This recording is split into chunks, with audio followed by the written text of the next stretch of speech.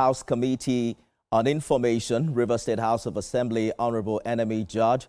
Mr. Judge, Nigerians will ask, why now? What really changed between the lifting of emergency rule and today that made the House move decisively to reactivate the impeachment process? Thank you very much for this opportunity, my dear.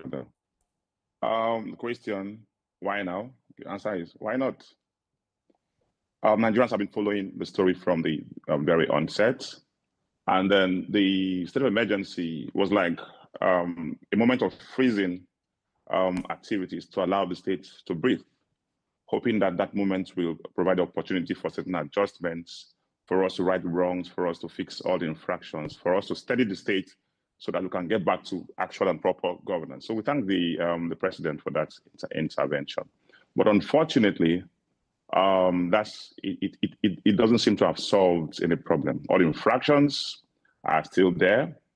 It looks like the key player in all of this, which is the governor, is not ready to move our state forward. He's not ready to govern. He's not ready to govern as enshrined by the Constitution. The infractions keep increasing.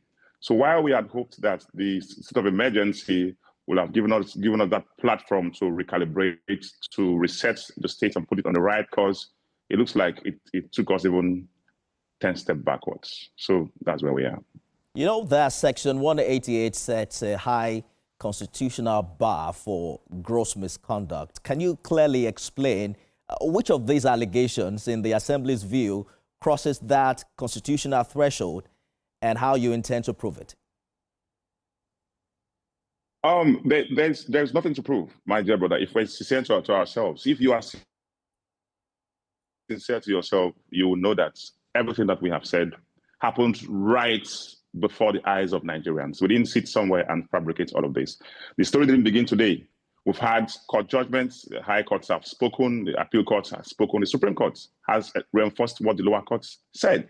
What are the issues? Reckless spending, unapproved expenditure, extra budgetary expenditure, and other infractions. You can name them, you can go on and on and on and on.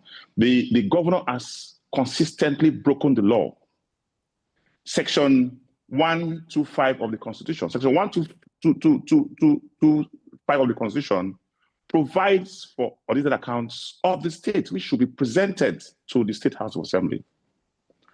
As I speak to you, since the inception of Fubara's government, an audited account has never been sent to the Rivers State House of Assembly.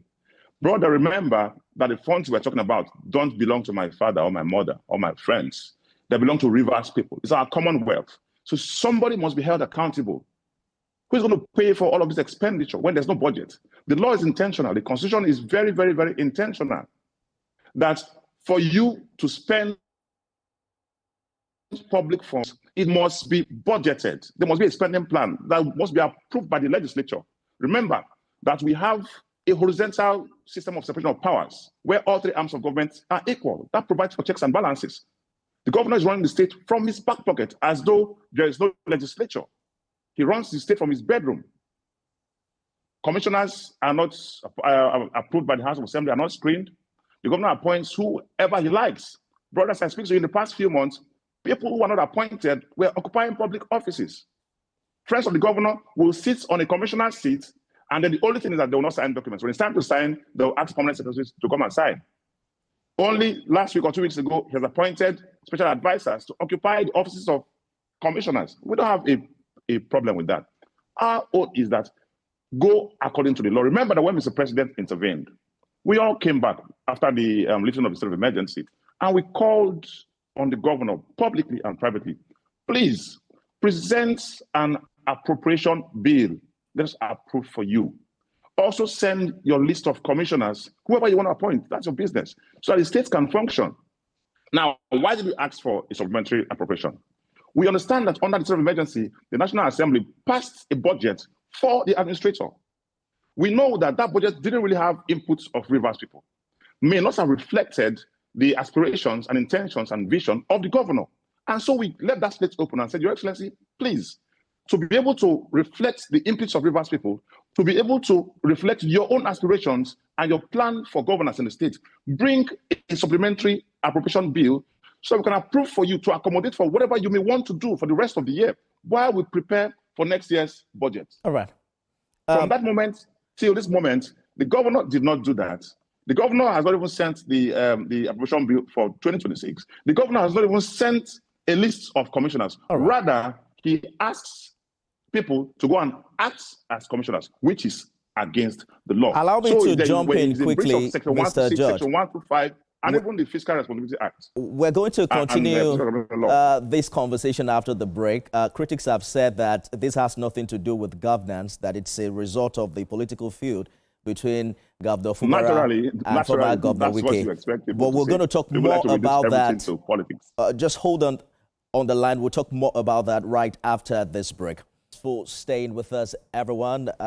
Chairman House Committee on Information, River State House of Assembly, Honorable Enemy Judge, thank you also for staying the course on this conversation. You know, critics argue that this impeachment is less about governance and more about politics, especially given the governor's recent defection to the APC and the long-running misunderstanding he's had with the Minister of the FCT. How do you convince Rivers people and Nigerians at large that this is constitutional oversight and not a political vendetta? My dear brother, it is normal for people to read political meanings into everything that we do. Listen, there's politics and there's law. There's the ground norm, which is the Constitution of the Federal Republic of Nigeria, 1999, as amended, which is the foundation of everything that we do. If you say I should convince Rivers people, then I'll refer them to the Constitution. Section 192 of the Constitution of 1999 says that commission nominees must be sent to House of Assembly to be screened. When you do not do that, you are in breach of Section 192. Sir, Section 125 and Section 126 talk about the Auditor General of the state and then auditor accounts of the state, which should be sent to the House of Assembly. That's for accountability. When you don't do that, you are in breach. We have the Fiscal Responsibility Law that says that there must be a medium-term expenditure framework, which is a fiscal plan for the state, upon which the budget of the state will be built. Since the inception of this government, we've not had that. That is breach. So if you say it is politics, I'll refer you to the Constitution, which was not made by me. Everything that is outside of constitutional provisions is outside the law, it's an infraction, and it's a breach. So we're saying that there's a breach and there must be consequences for such a breach. The Constitution is intentional. Yes, we have to go now, but the fear is palpable given River State history from the destruction of Assembly complex to attacks on economic assets. How do you ensure that this process does not escalate further into violence and that, what you're pushing for doesn't move the state into instability? Sir, when you're sworn into office, that's what we call an oath of office.